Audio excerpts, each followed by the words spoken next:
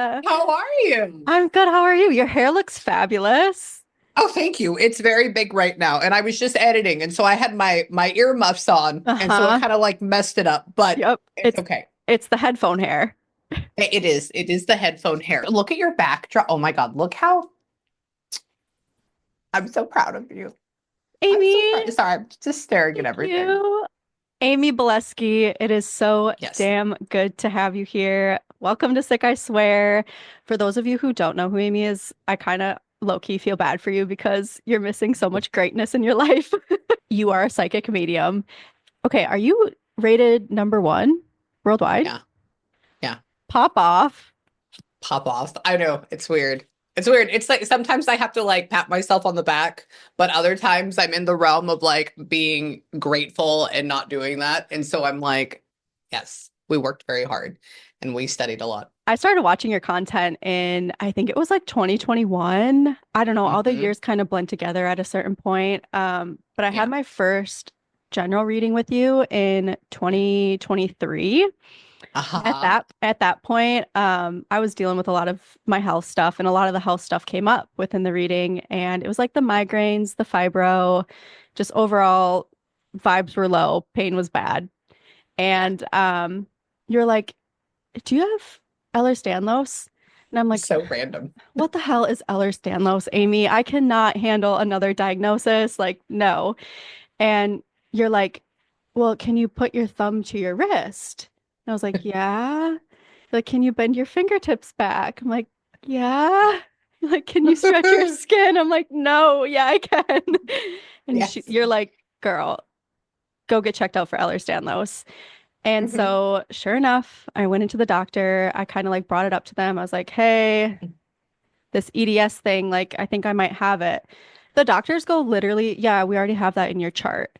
Like, when were you going to tell me? Was anyone going to tell me? Needless to say, though, you were a huge turning point in my journey, a huge pivotal moment for me because the EDS really does make so much sense as to everything else that is going on. And I would not be here, honestly, if that session didn't take place because I really would have never known. Yes, it was absolutely meant to be. Everything is always meant to be. It's like You things are just connected or something. no shit. Everything is connected. Everything is connected. Nothing is a coincidence either. Mm. No, no, not at all. So, people that have been following you for a while know that you're chronically ill. You've talked about Mhm. it a little bit. Um, let's kind of start from the top as to what your diagnoses are. When did it start for you? Sorry, I'm going back. I'm 36 now. So I'm like, how far? I mean, that's still really young. It's weird. I feel like I'm 90 though. No, yeah. I think that's like, you get it. You get Hmm. it. Um, I mean, obviously with Ehlers-Danlos syndrome, right? It's a connective tissue disorder that's genetic that is passed down usually from your mother's side. Sometimes it can be from your father's, but that's generally more rare. The more I go and look back on family history, interesting factoid of history as well. Did you know a lot of people that have EDS are of Nordic descent and are of Jewish descent? That is where, Really? yes, that genome pops into place, or people from like the Balkan area. And so both my sides of the family, being like a Russian Jew that's a medium from Texas, that's like all the way right there. So you should probably look back into your, I mean, even if it's like Dutch as well, right? Because everybody's migrating. And so it Hmm. pops up randomly. So, you know, I had cancer when I was 5.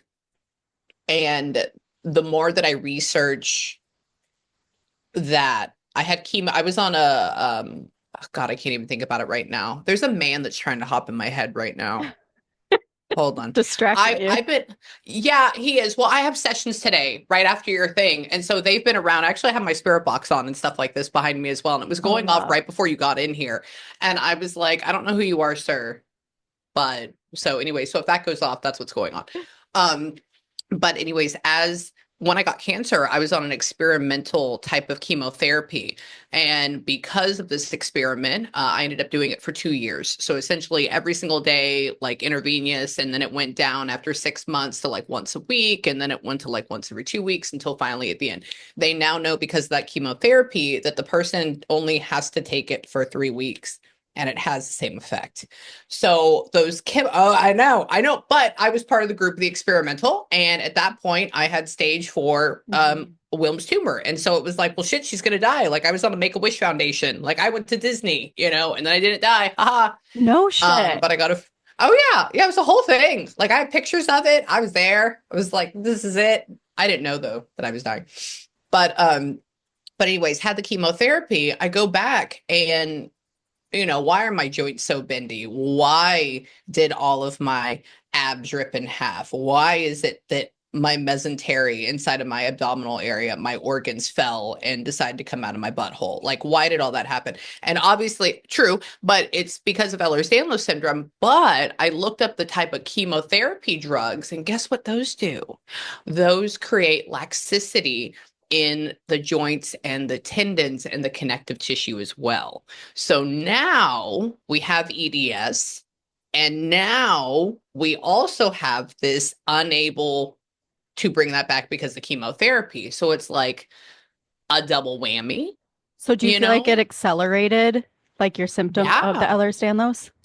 Well, yeah, because after, I had cancer when I was 5, and my parents didn't, I didn't get diagnosed with EDS until I was 26. So I'm 36 now. Wow.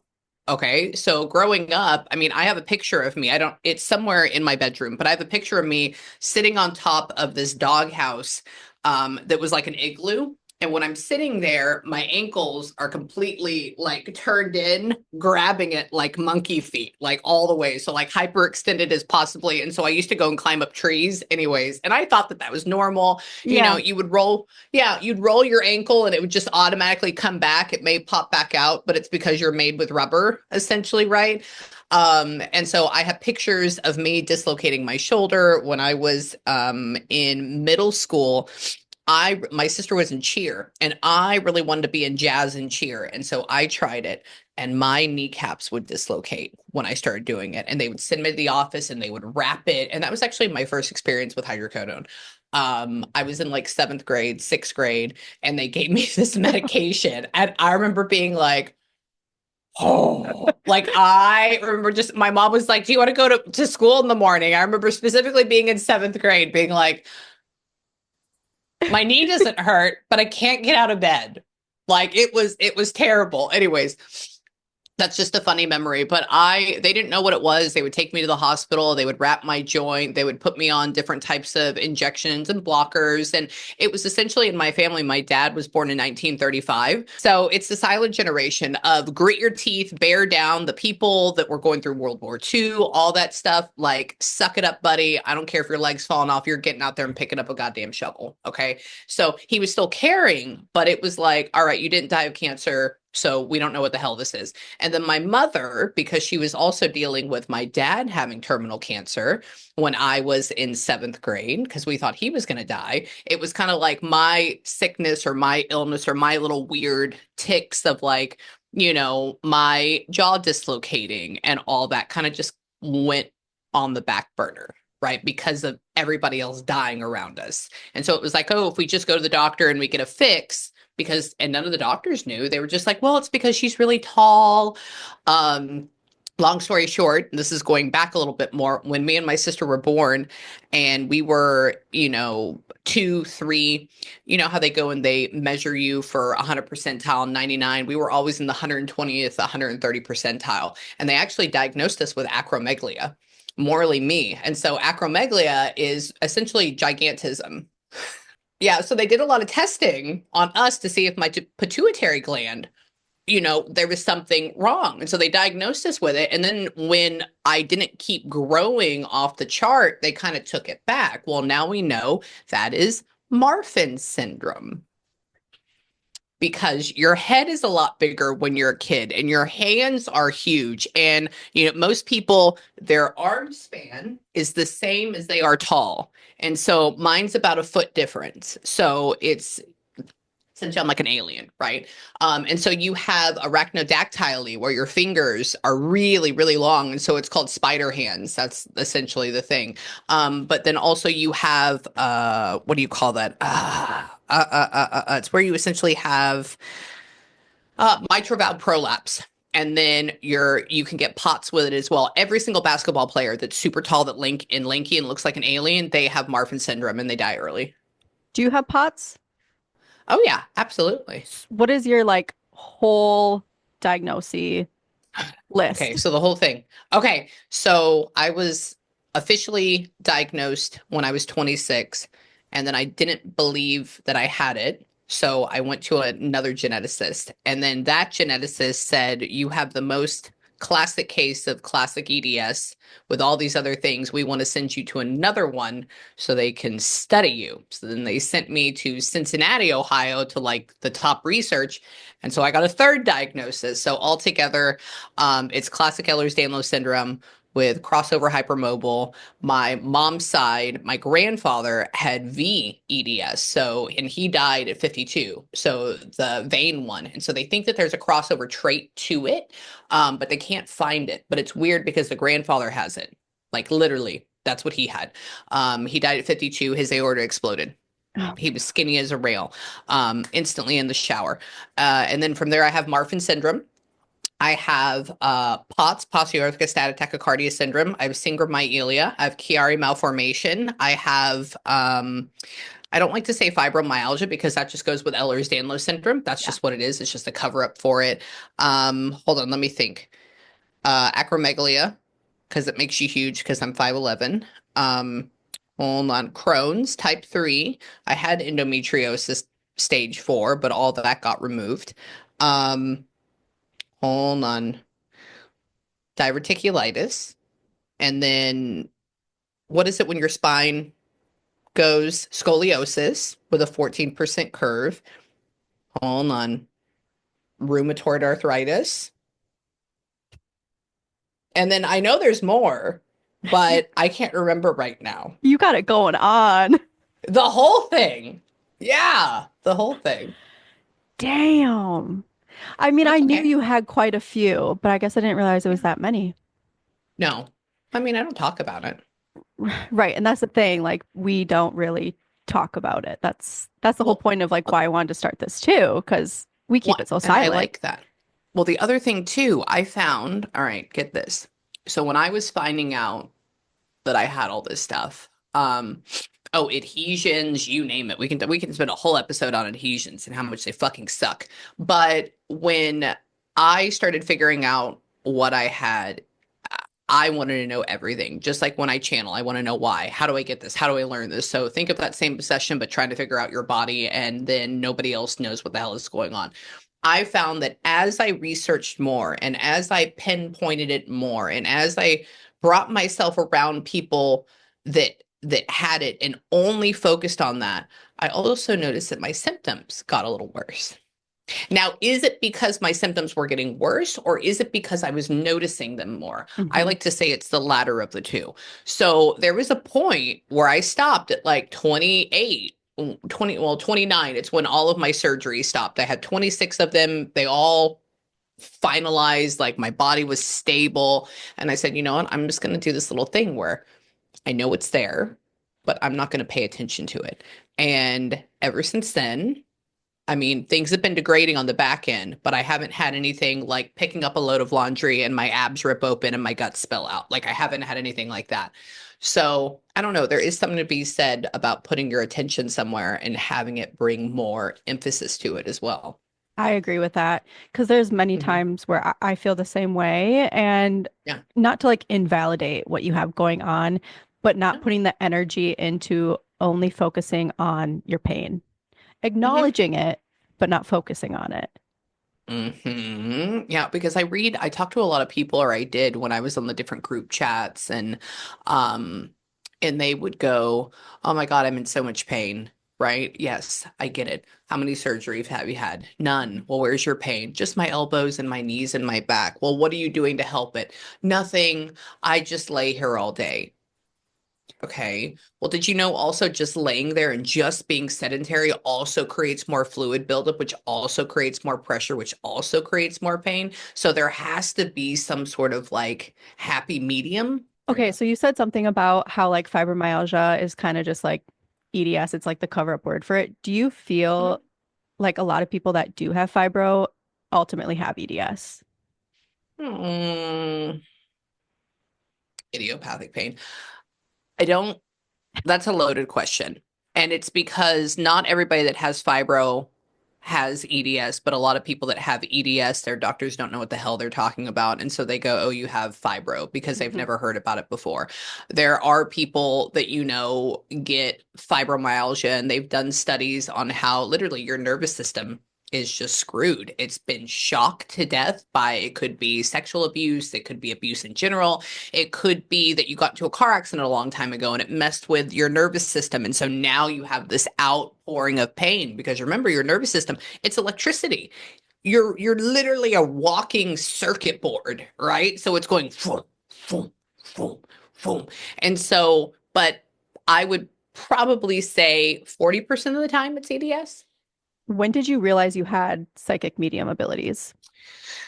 Uh, I didn't know exactly what they were. Hold on, let me see if I have this here. Hang on. Ugh. With my Johnny Was colored jumpsuit. Hang on. Do I have it in here?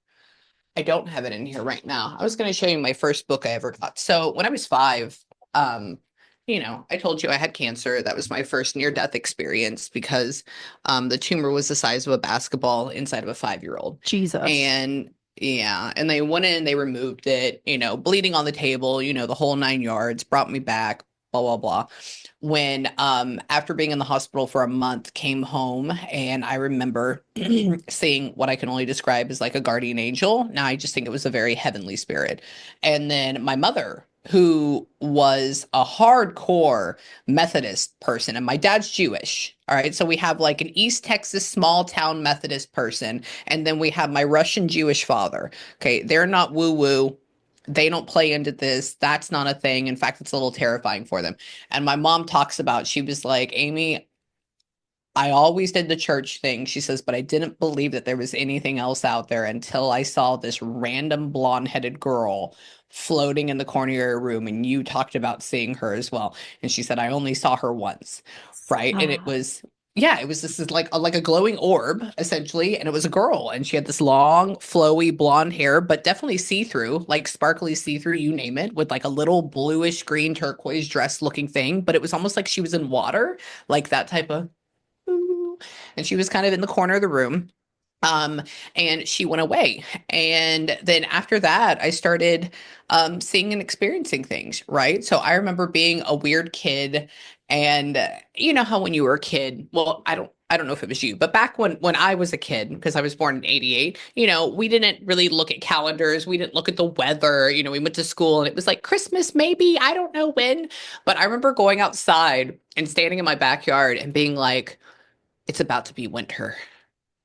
Yeah, I can feel it. And I would go inside, I'd be like, Mom, it's going to be winter soon, right? Like, really soon? And she's like, yes. And so I started feeling, right, the seasons or whatever this was. I don't know what that was. And then I remember hearing people's thoughts, and then seeing my mom's father who died 5 years before I was born. And I didn't know what to do. And my parents were never like, go, do it. This is amazing. They were like, all right, okay, keep that over there, essentially. And it really didn't start popping off until I was probably about seventh grade, eighth Okay. grade. And um, I remember, how do you say it? Kind of having a premonition of one of my really good friends dying. And it ended up happening.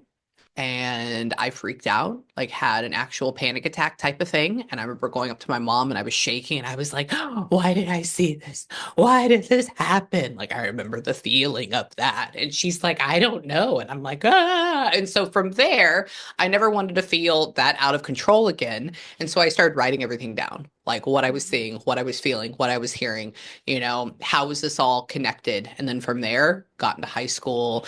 I was the person that would get like random messages in class for like people around me. I would tell them after class or during it. I started reading my friends that died during high school. Their parents would come and like talk to me. So I would do that. And then it just kept going from there. And it got more and more and more and more intense as I kept having another near death experience, and then another one, and then another one. And then now we're here. When I was young, I was going through some surgeries as well, probably around like the same age you were with all your cancer stuff. Uh-huh.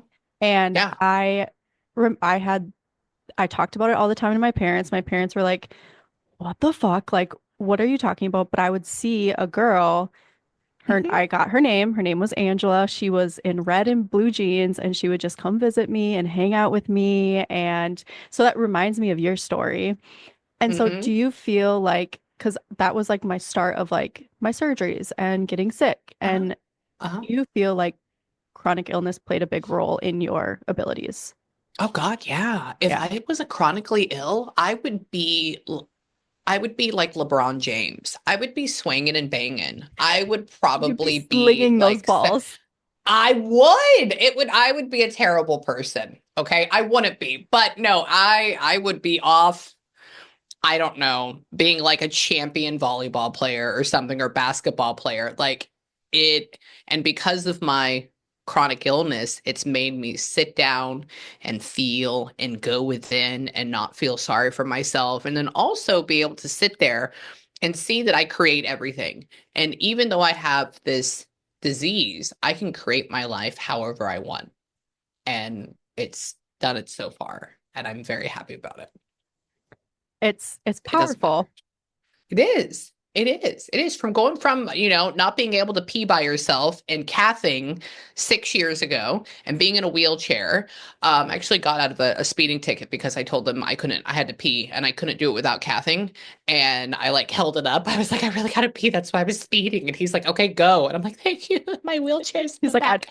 I don't want to deal with this. That's it. That's exactly what it was. He's like, ugh. But between that to now, being the number one, the psychic medium essentially in the world, and then having a farm and living my dream, like it's just wild. Like that's in 6 years, and you can create all that. Like you said, Yeah. everything happens as it's supposed to. There's a reason Uh-huh. for everything, and that's what I really have to like sit and marinate on when it comes Hmm. to chronic illness. Like, nope, this is for a reason. We're here. We live with Yeah. it. I've had to learn how to ask for help, which is Hmm. terrible for me. Oh my Hmm. God. Even like opening a pickle jar, I like do it with my teeth. I had to, when I got my divorce from my first husband, this is my second one. I'm not going to collect anymore. But when I got my second husband, I had to really, well, let me back up. When I first started dating him, I didn't want to tell anybody that I was sick. That wasn't a thing. I Hmm. was like, nope, because from the outside, You look you have great. no idea. Yep. Yes, exactly. And I remember I was like, oh, I'm not going to get close to anybody. I'm not going to do that. Oh, I'll tell you about how I dated my Ehlers-Danlos Syndrome doctor as well. We'll talk about that in a little bit. Um, Yeah, I need the tea. that's a love story within itself. But anyway, started dating my husband, and we were on like our fifth date, and we were vibing. Like it was great. And I look at him and I have something I have to tell you. And he's like the eldest son, hasn't had any kids yet. He's 30. He's like ready to settle down. And we're at sushi, and I go, I can't have any more kids. And he goes, okay. And I'm like, oh, okay. I said, I don't have all my lady bits. I said, they're all taken out because endometriosis. He says, that's great. I don't want kids. I go, oh, well, that's nice. The second thing is I go, all right, I have a son. And he's like, well, great. How old is he? And I'm like, he's at the time 6, no, 5. And he was like, oh, good. He's past the baby stage. I like that. And I'm like, okay, who the fuck is this? You're like, Essentially, oh that's what I'm shit, thinking. he's a good one. Yes, exactly. And then the third thing, I was like, I'm also chronically ill. And he didn't understand what that was just a funny little tidbit here, maybe TMI. He didn't understand what that was. And so I was telling him about what it was. And he was like, oh, well, you look great. Right. Well, that evening when we got back to his house and he went to go give me a hug, he picked me up to give me a hug and he dislocated my rib. And we had to go to the hospital And you're for like, them to put this it is back what I in. mean. Yes, yes. So he got the first-hand account, but he has a lot of Leo in him. So he likes being the hero. Like, let me open your pickle jar. And I'm like, I don't want you to fucking do it. I can do it myself, like it's the gremlin. But it's been really nice having somebody that wants to help out because I was fully convinced that when I got a divorce, I was going to live by myself with my cat or my wiener dog by myself in an apartment or in a condo or a townhome with people that can do stuff for me because I can't lift over 10 pounds for the rest of my life. And well, that didn't happen. Chris is his So, name. yeah. More men like Chris. More men like Chris. Absolutely. What about you? Tell me about you with Oh my dating. God. Dating is so hard being chronically ill.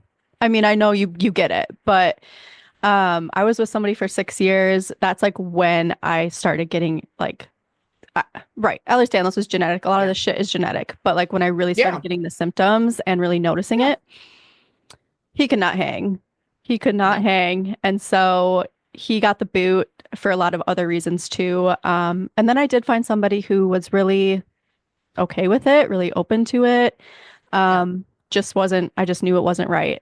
So I'm single. I'm dating around a little bit, but I'm noticing myself like having a really hard time disclosing that I'm ill because I want to act like I'm normal. I want to like feel like I'm normal because I think that it's a lot of burden on a lot of people. And I know that It like is. it's a lot to Mhm. handle, but there are people out there that will handle it. Yes. As you date, you don't need to tell anybody this shit until like you're either for sure or until you're solidly in it. They don't need to know it. Just like I didn't have to go and tell everybody that I had a kid. Nobody knew the 26 people that I dated in 6 months. None of them knew I had a child. Shut up. None of them, no, none of them knew I had a kid. None of them knew that I was sick because I didn't find them important enough to let them in that close. I also knew that they weren't going to be the one, but they were fun. But yeah, just you don't have to disclose everything because sometimes, you just don't need to. Do it as you get more comfortable and then you feel like you're vulnerable and then they're sharing their vulnerabilities as well and then you open up about it. And then you don't present it as a burden to you. You just present it as a fact of this is your way of life and would you like to be my partner and do this way of life with me? I'm taking that advice and putting it in my pocket. The hardest Yeah. thing too is especially like when you go out on a first date, it's like, well, what do you do for work? And it's like, I don't. I receive disability. Like, how the fuck do you go about that? Like, Well, that's why do you so have to say hard. that? Why don't you just tell me you're freelance? Yeah, true. Because I don't want to be just like on disability the rest of my life. However, it helps so much medical bill wise. Like Yes. hundreds of thousands of dollars. You get it. Like it Mhm. changes your life, disability. So, So instead of looking at it right now as a negative, I want you to go, I'm grateful for having disability. I've often thought about doing it, but I can't do it because the IRS knows me too well. But and I they do. At least they're going away. yeah, right. Fuck the government. Okay. Yep. That's all. Uh-huh. Period. So, yeah, freaking insurance is a joke. Oh, and we can talk about pain management as well. Oh, that's Yeah. fun. And how pharmacists like to be the doctor. They sure do. They do. Oh no. And how hard it is as like a pain management patient. But essentially, I don't what were we talking about? Sorry, my brain just went on that No, tangent. I'm the tangent.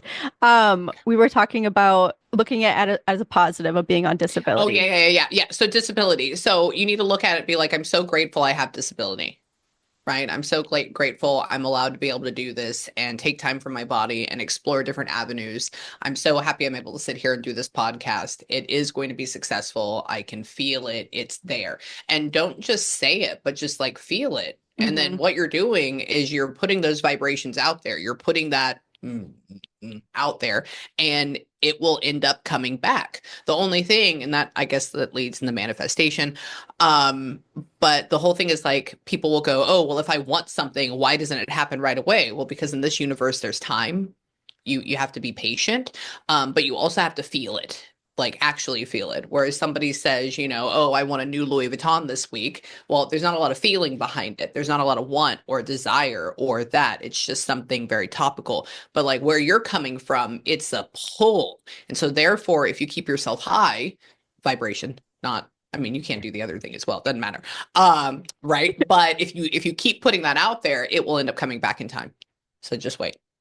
Thank you for that. You're See, welcome. these things I need to hear.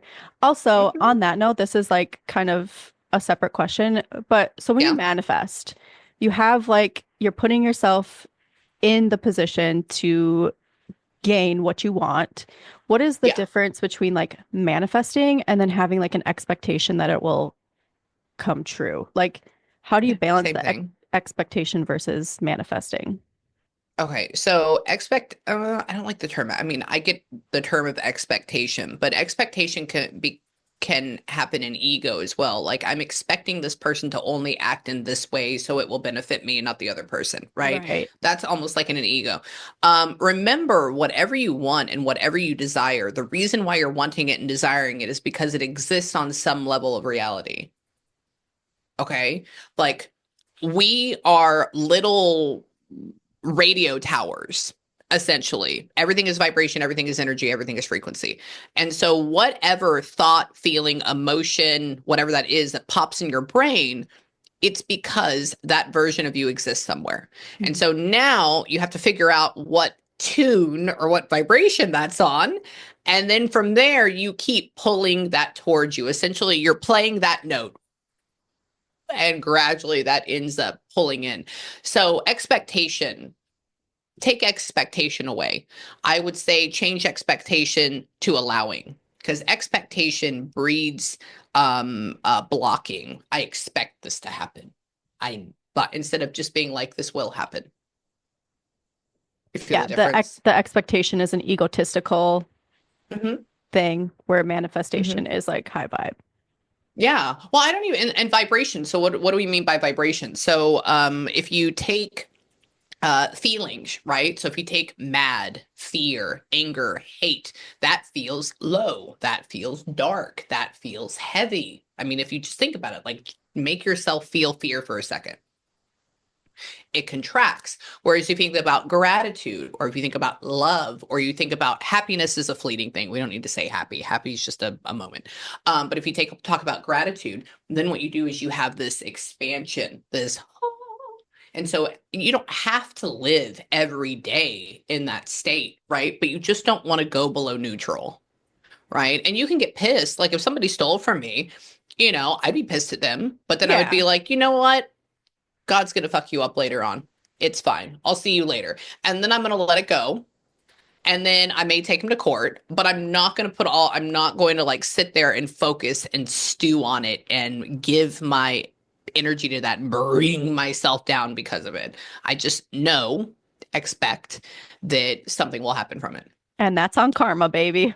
That is exactly on karma. Absolutely. Yeah. Okay, so when you channel, when you're having Mhm. sessions with other people, does chronic illness come up frequently for you? No. What, for other people For other or for people. death?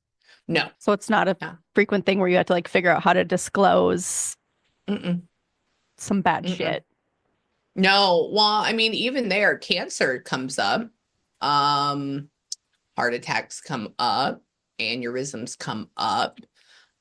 You can feel if somebody's chronically ill. Uh, since I'm not a doctor, I don't know every chronic illness. And remember, the way that spirits talk or the way that they can make me feel things is because I felt and experienced them before.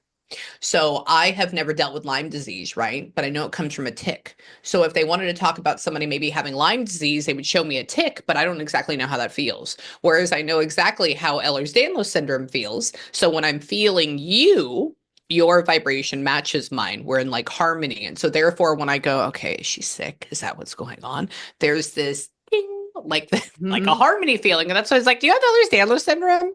Sure as shit do. I will never Yeah. forget. I was like, okay, so what do I do? And you go, this is the realest thing I've ever heard. You go, well, Really? you're fucked.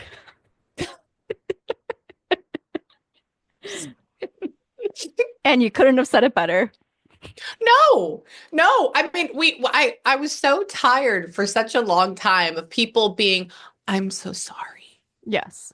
This is my favorite thing. Have you tried magnesium? Honey, I've shoved it up my butt. Like, no, I haven't. But I'm just saying, I have Everything. everything. No, I haven't thought of that. Have you tried hot baths? Maybe yoga. Girl, yeah, maybe yoga. Okay, so when I first started going to my pain management doctor, him and I are now really good friends. I've been going to him for I think this is year number 8 now.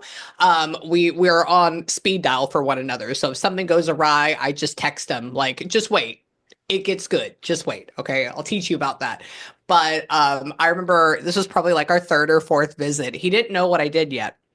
And he's look at me and he says, how do you manage your pain? And I had come into his office because I had been to another pain management doctor that tried to date me. I made him go away. Anyways, that was a whole nother weird thing. It's weird when your doctors try to date you. I know that's a HIPAA violation, Yeah, I'm so but curious how that happened. oh, that's talk about that in a second. But when I went to him, he looks at me and I had all of my stuff on how I deal with it, my heating pads, I have like 4 of them, blankets, magnesium, salts, all this stuff, um, stretching. And he goes, have you ever tried meditation? And I'm like, I go, I meditate for 8 hours a day. And he was Only like, every what? second of every day.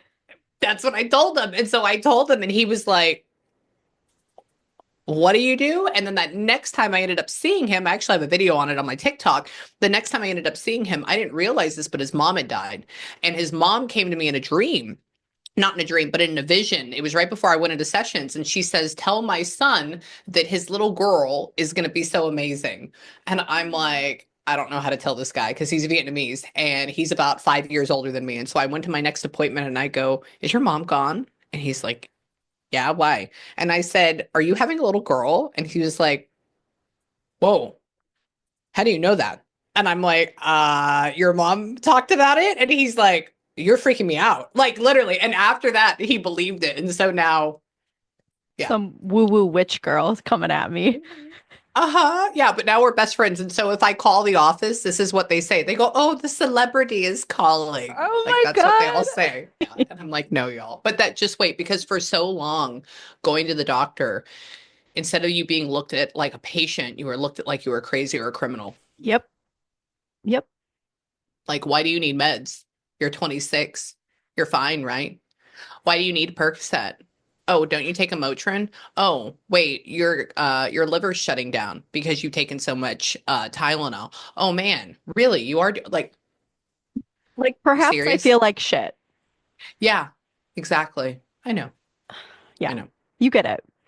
Mhm. So, how do you balance work and like the energy that it takes to put into channeling and getting message and stuff, and then your health? Like, is there a negative effect on your health at all?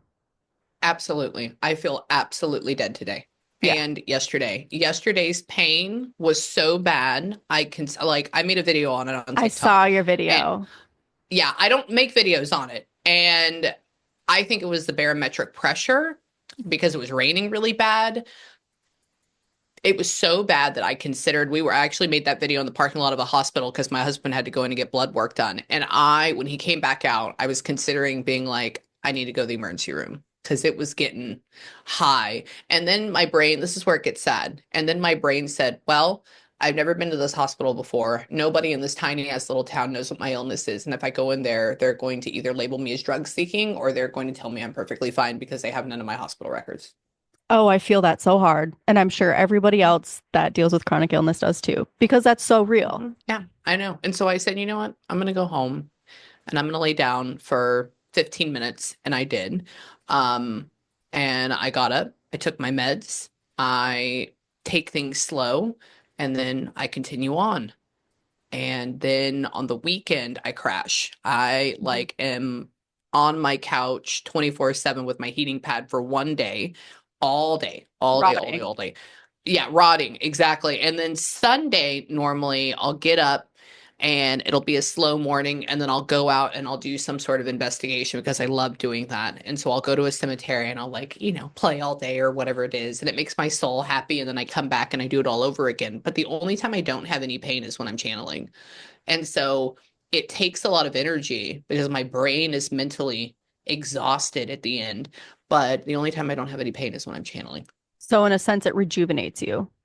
Yeah, it makes you tired, but at the same time it rejuvenates you because your brain is doing cartwheels, trying it's doing a puzzle every quarter of a second to try to transfer communication from the other realm, which is just right here, to the client. And then you're going in and out between when you're channeling, you're in a state essentially right before you go to sleep. So you're in the zoned out, blase state. Your brain is gone. The only thing you're focusing is on the now. Time feels like it's forever when you're getting information. It feels like when I'm sitting there and I'm waiting for a bit of information, for me, it feels like I'm sitting there for 20 minutes, but really it's like 15 seconds. It's odd. And then I have to go back and I have to switch my brain into communication talking mode, like being very alert and very there. And then I have to put myself back in the again. And that switch gets exhausting too. But it's fun. It's an art. It is. It's an art. It's a cool art. It's a cool art. And you've mastered it clearly. Yeah. Oh my God, I love it. It's so much fun. That's how you know you're supposed to be doing it. Yeah. Yeah. So are you going to learn to channel? I did take your channeling course like way back, like when you had blonde hair. Yes. Uh-huh. Yes. And I want to get better at it. Like every day I do try to do like practices, try to build my library, try to really feel things out. Good.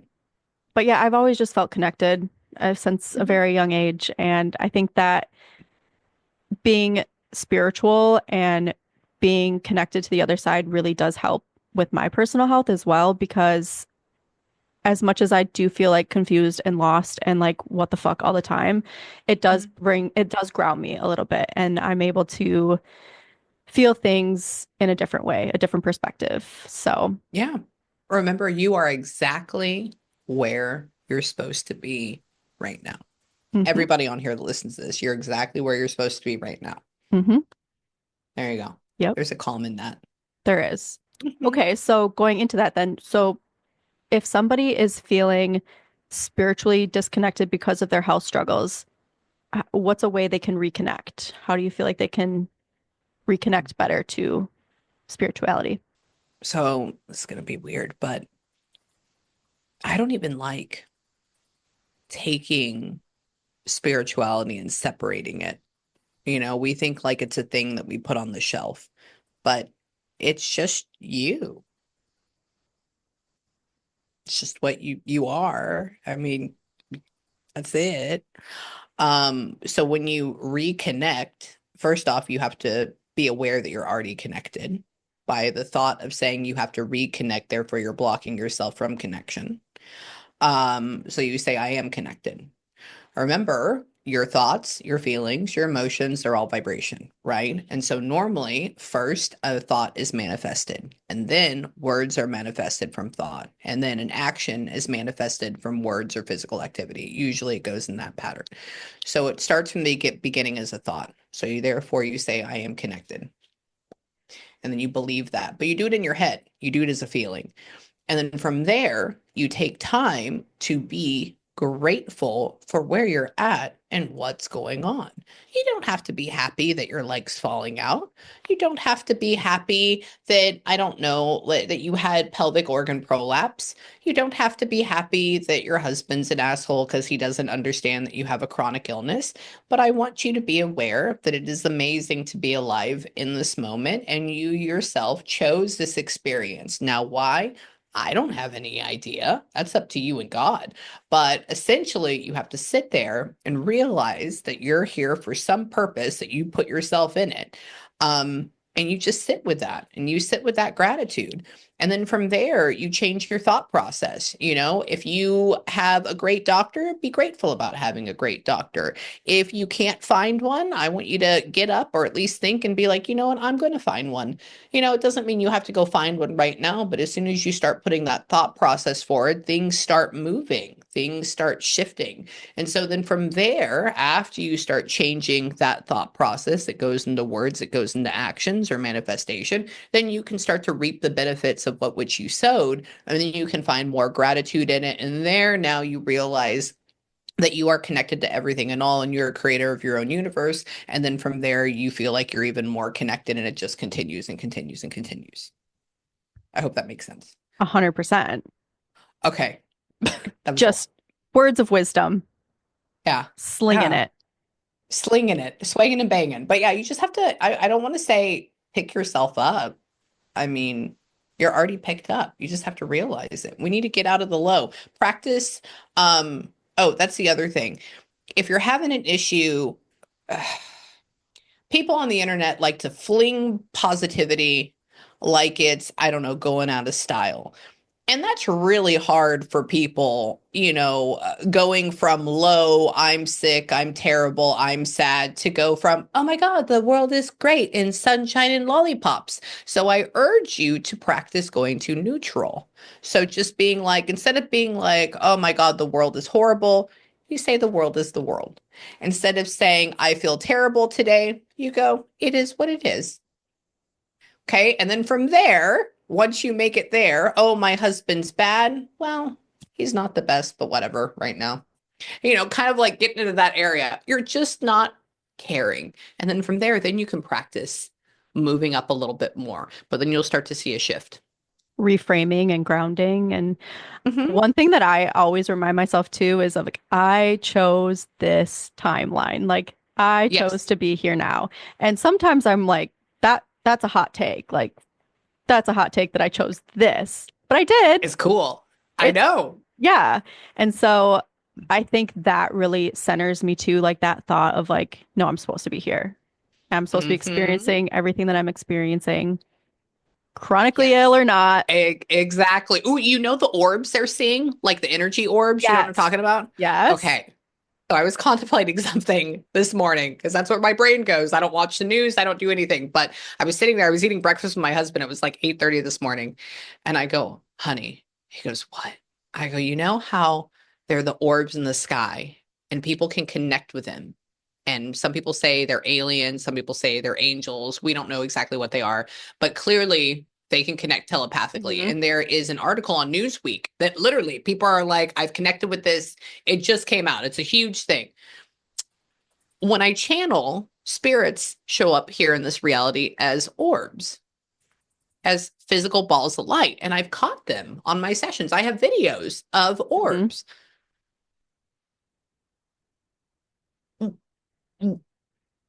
What if we're not a spirit? What if we're just the alien? That is a deep dive. That's a whole, because if that's an orb of consciousness and light that is coming in, why would there be a difference between the orb showing up? And why would we not want to know what we truly are? Or why would everybody make it, everybody be afraid of it? Oh, don't know what this is. Don't know what this is. It's terrible. It's bad. It's evil. Why are they keeping everybody in a lower vibrational state? Anyways, so what if we are actually that? And so when I'm channeling, I'm just connecting back to that, That's which is home. interesting. Anyways, that was a thought this morning. That was 8:30 in this morning. Now, I'm not saying that's fact, but it's just Right. weird that that would be an orb of light. This is an orb of light. It talks telepathically. I channel telepathically. We're all connected by energy. It's odd It samesies going on. it's a theory. So somebody that's just starting their journey of being chronically ill, finding out all their diagnoses, what's like one piece of advice you would give them? Yeah. Be an advocate for yourself. Hmm. Number one, don't trust the first fucking doctor. Period. They don't know. They really If you don't. No, if you have Ehlers-Danlos syndrome, please go to a geneticist. You need to go. It is a genetic condition. if you do not fully go get genetic testing, even if the geneticist part, the genetics part, like the blood work or whatever it is, comes back negative, they're still going to be doing a 200-point questionnaire. And if you hit every single one of them, they're still going to mark you as yes, because there are genes that they have yet to discover, but they still keep your DNA. But if you go get that genetic testing and they come back and it says positive on either side of what I just said, that is your key for you to be able to get good help down the line. If I had brain cancer and I got diagnosed at the dentist, would the cancer treatment center take me seriously? No. No. They wouldn't even see me. They'd be like, your dentist diagnosed you? So these people that say, well, my primary care just told me I did, and I have it. That's not going to matter in a surgery situation. That's not going to matter in a pain management situation. That's not going to matter. Those doctors are going to be like, okay, and we know all about primary cares. Like they missed, right? Because they're not a specialist in it. So number one, go get genetic testing. Okay. That would be my first thing. You're going to wait 6 months. It's okay. Number two, be an advocate for yourself.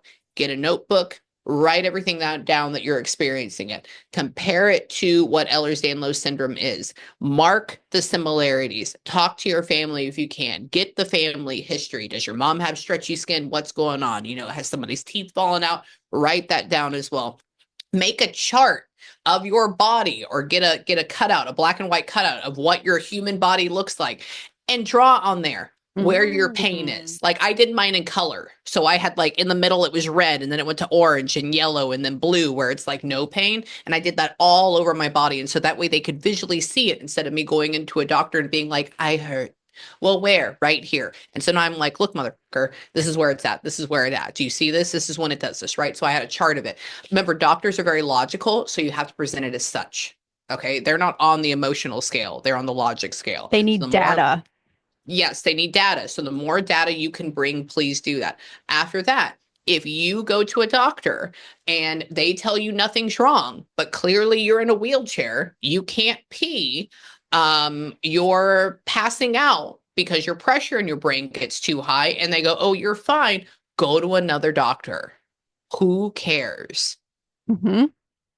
Yeah. Yep. And then from there, you deal with your family too. Like with my family, they knew I had stuff going on, but they didn't know why. And I went on this wild goose chase for like 3 years, including my own husband at the time, telling me that I was crazy, that nothing was going on. Mm-hmm. Right. And then I ended up, the way that they ended up finding out that I had this was that I thought that I had kept having ear infections over and over and over again. I would get one. I thought it was an ear infection. I had headaches my entire life, every single day, my entire fucking life. I thought it was normal. Didn't know why. I was a military wife. And so every other week, I would go and I'd be like, oh, I have an ear infection. They would open my ear and the woman would go, well, it's a little red. Okay, we're going to put you on an antibiotic. Okay. So anyway, she'd put me on an antibiotic. After a couple of days, it would go away because the pressure would go down, not because the antibiotic. Didn't know that at the time. And Interesting. and after 5, 6, 7 times, it was Christmas Eve.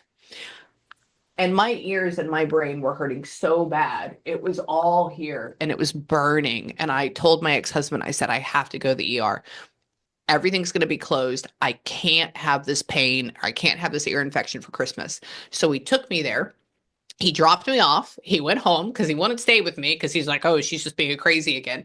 And they looked in my ears and they go, you don't have an ear infection. And they go, let's go ahead and get an MRI. And so they went and they did an MRI. And I'm sitting on the edge of the bed in the military hospital. And the doctor comes in and he goes, oh, well, you have a thing called Chiari malformation. The herniation is pretty large. And yeah, you're good to go. I'm gonna go ahead and send you home. And I'm like, what? What what is that? And he goes, oh, I think it's like a skin tag or something, like a skin tag that's on your brain. And I'm like, wait, it's my brain? Yeah. Yeah, it's a skin tag. And I'm like, Okay, so I got my paperwork. I went home. How is a skin tag on your brain? A skin tag is something you get on your arm that they go and they just cut off, Yeah. right? Okay, that's how I knew the doctors were fucked up at that point, or a lot of Yep. them were. Like they didn't care, they don't know about it, okay? But I love my most of my doctors, okay? So no hate on y'all. But anyway, so I went home and I started doing research and I was like, holy shit, I have all of this. Oh my God. And then I got on a Facebook group for Chiari malformation. And then right before that, the 3 years before that, I had been having endometriosis, adhesions, like my entire got it, small intestine had been locked up because of a grapefruit size adhesion that Oh. had formed and it had cut everything off. Anyways, essentially I got on there and I posted my picture, or I had my picture on there, and people on the Chiari malformation website were like, do you have Ehlers-Danlos syndrome? And Oh. I'm like, what is that? And so I'm looking. I remember hiding in my bathroom. Like, what is that? And I looked at it, and there was this one lady that was a geneticist that was on there. And she says, yeah, you have all the facial features. It's interesting, like the structure of like your jaw and stuff. And so I looked it up and I'm like, what do I do? And so then from there, that's how we figured it out. Add it to the Yeah. list. Yeah. Add it to the list. And there you go. So you've experienced medical gaslighting, clearly. Oh, 100%. I remember there was this one time, I'll give you one. This was probably the most I cry about this. I don't cry anymore. I used to. Hmm. I was 24, 5. I had had my baby, and you know you're not supposed to have a baby when you have EDS because Right. it not only can kill you, which I experienced that, but it also makes everything lax and more lax, and it doesn't go back. So things start falling apart quicker. That's the Plus, real reason why. you could pass it on to your I ch did. does your child have EDS? Hmm. Hmm. Okay. Yeah, my son does. Uh-huh. Your That's the whole son. thing. But I didn't know I had it at that point. Right. And I remember going in and I could not figure out why my back was hurting me. I have a 17% curve in my spine for scoliosis. So like it's pretty decent. You can't tell because I stretch it all the time, but I'll sit like this a lot. And it's because that's the curve. Um, I didn't know this. I couldn't figure out why my back was burning and why my brain was burning. This was like 2 or 3 years, 2 years before I found out I had Chiari. And I went to the doctor on the military base, and the woman that I was seeing, she goes, well, for headaches, you know what I hear is good. And I said, what? And they go, we're going to pierce your ear right here, and it's going to make them go away. And I go, really? So they brought me into the office. They pierced my ear right there. Guess what? It didn't do anything. Wow. I Wow. came, wow. Yeah, I came back a week later. I'm still complaining about it. I don't know why. Nobody was sending me for an MRI. And they go, you know what? Okay. And the lady that I was supposed to see, she moved to another base. So I had this man doctor show up. I can't remember what his name, white guy. He shows up and he says, well, he says, I hear our last doctor said that if your headaches don't go away, we're just going to put you on a low dose of hydrocodone, so 5 milligrams. And they want to do it where it's twice a day. And I go, okay, so 5 milligrams twice a day. Wow. That when you have Ehlers-Danlos syndrome, your body metabolizes twice as fast. So a 4 hour pill goes to a 2 hour pill. Yep. How amazing. So then you experience A the ups damn and roller downs. coaster. Yep.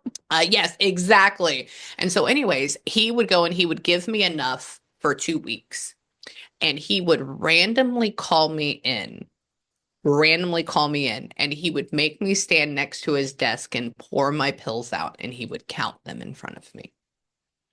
And he would No. look at me, and I remember he would count them, and he's like, why is this cut in half?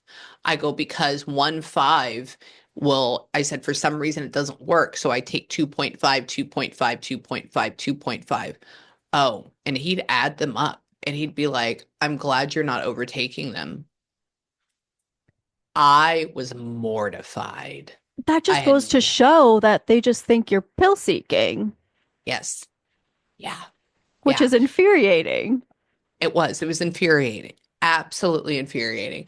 And I remember when I got my diagnosis, I went back and I filed because I had documented everything. I had documented everything. And I went back and I complained to patient advocacy and I showed them all my diagnoses. And I was like, have a big fuck you. And that doctor didn't work there anymore because he did that a couple of times. He would also get really close to me and he would be like, if you're good, you can get some more. Like it was Ew. weird. Okay, there are some good doctors out there, but a Oh, lot there's my that we run into are absolutely horrific. hmm hmm my last not my last, but my one right before that. I I this part of my hands are numb. All of this right here is numb. Mm. And it's because my C6, C7, and C8, with Chiari and Ehlers-Danlos syndrome, you have swan neck. So your neck bends the opposite way. And Do you so have cervical instability? yes, thank you. Yeah, Yeah. craniocervical instability. Okay. So it presses down on it and it causes everything to like die. And so essentially I went into this one guy because I was tired of having my hands numb. And I went in there and he pulled up my stuff. And mind you, this was my second neurosurgeon. My first neurosurgeon, I got my Chiari stuff done, my C1 and C2 removed, everything was great. This was the second time I ever went to go see a neurosurgeon. And I walked in there, my husband was with me. He had never seen medical gaslighting before. And the guy sits down, rolls around. He goes, "Oh, well, I looked at your scans. Your neck does bend backwards. There's quite a bit of degradation, but I don't want to do anything." How many neurosurgeons have you gone to see? Am I like what, like fourth, fifth person you've seen? And I look at him and I was like, "No, you're my first. Thank you." And after that, he was like, "Well, I don't really want to do anything. I don't know a whole lot about your illness, but it's not bad enough for me to do anything. I usually deal with stuff that's like really acute, and what you're seeking, you could go on like this for quite a few more years." And I'm like, my hands are numb. Yeah, but it's not having any immediate harm. And I left and I cried. I sobbed. Yeah. I sobbed. And my husband was like, "Amie, it's okay. Find a different doctor. He's an asshole." Bye And with your I'm like, ego. mm-hmm. Yeah. Yeah. How do you, Oh, how long did it take for you to like not take the medical gaslighting? How long did it take for you to like validate yourself? Because I know there's a lot of invalidation when it comes to the medical gaslighting, which I had a yeah. really hard time with. Now I'm Yes. like, no, fuck you. But how long did that Yeah. take you? Uh, Probably when I was 29. Okay. 29, 28. And I, just like with, it's interesting that my Ehlers-Danlos syndrome also goes along kind of with channeling, right? Because I have an invisible illness. Nobody knows what it is. I look perfectly fine. And when I go and I tell you that I'm broken, nobody believes you, Mhm. right? I channel. I have the most reviews in the entire world. I have thousands of hours of proof. I do this every single day, but half the population doesn't believe you. I've been really, really good at getting proof and then coming back and showing you exactly why it is 1, 2, 3, 4, 5, 6, 7, all the way down to essentially blow you out of the water as to why your theory is false or you haven't done your research. So it's good on both fronts. Like you just got to figure it out. Again, it's just being an advocate for yourself and what you know is your truth. And Yeah. you know your body best. Oh, absolutely. Yeah, absolutely. And, until I find somebody that's in it, then I'll take their guidance more seriously. Thank you for being here. Thank you for You're taking welcome. this space to share your story. I could talk to you all day. There's so much to talk about Well, when it comes to well, this. if you want, we can do this again. It's okay. So you Yeah. let me know. Okay. If you're looking to connect to a loved one, further your spiritual journey, or connect to yourself a little bit more, Amie is your girl. I promise you, there's nothing better than a session with her. I love her so much, and I'm forever grateful that she was a part of this, that she's a part of my journey. Would not be here if it wasn't for her. So go follow her on TikTok, Instagram, YouTube, the Balesky, as well as the podcast. Go hit up the website, sickeyesoarpod.com, and follow, rate, and subscribe. Let's get this podcast to as many ears as we can, help as many people as we can. And yeah, we will talk soon.